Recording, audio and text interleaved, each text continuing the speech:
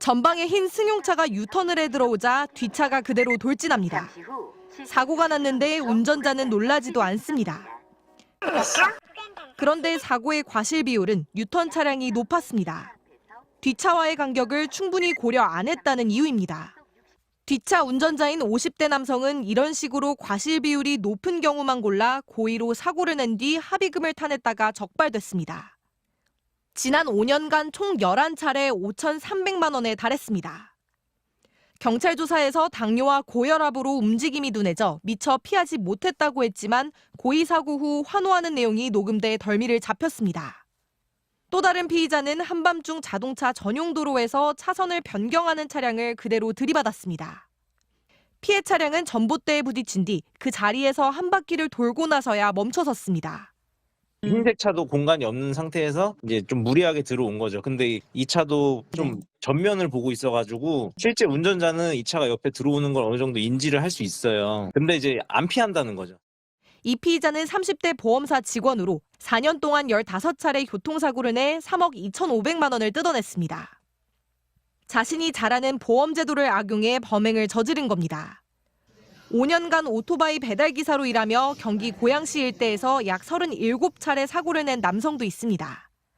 이 남성은 총 1억 3천만 원을 합의금으로 챙긴 혐의를 받습니다. 경찰은 이들이 같은 일당은 아니지만 교통사고 과실 비율이 높은 차량만 골라 범행을 저질러왔다는 공통점이 있다고 설명했습니다. MBC 뉴스 이혜선입니다.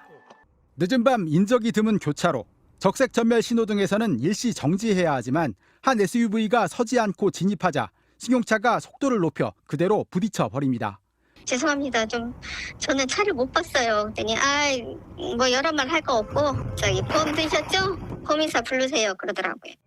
보험금을 노린 고의 사고였습니다. 금감원이 지난해 적발된 고의 교통사고 1,825건을 분석해 가장 많은 3가지 유형을 실제 영상으로 공개했습니다. 먼저 옆 차선 차량이 진로를 변경하려고 차선을 넘어오는 순간 일부러 속도를 내 그대로 뒤에서 들이받습니다. 적발 사례 중 62.5%로 압도적으로 많았습니다. 교차로에 진입하면서 비보호 좌회전을 하는 차량, 역시 맞은편에서 속도를 내며 달려와 부딪힙니다. 이런 유형이 11.75%, 두 번째로 많았습니다. 과속도 손쉬운 범죄 대상이 될 수 있습니다. 뒤에서 빠른 속도로 다가오는 차량을 발견하자 속도를 갑자기 줄여 뒷차량의 추돌을 유도합니다. 뒷차량의 추돌을 유도하거나 후진하는 차량과 고의로 부딪히는 유형이 11.1%로 세 번째로 많았습니다. 특히 차량을 이용한 보험 사기는 가해자의 80%가 20, 30대 젊은 층이었고 가족이나 지인을 동원한 경우도 많았습니다. 생활비나 이런 것들이 급하다 보니까 젊은이들 사이에서는 이게 쉽게 돈 벌 수 있는 방법이라고 공유가 되고 있는 것 같고요. 금감원은 사소한 규정 위반도 보험 사기의 대상이 되기 쉽다며 교통법규를 잘 지키는 것이 가장 큰 예방법이라고 설명했습니다. MBC 뉴스 박철현입니다.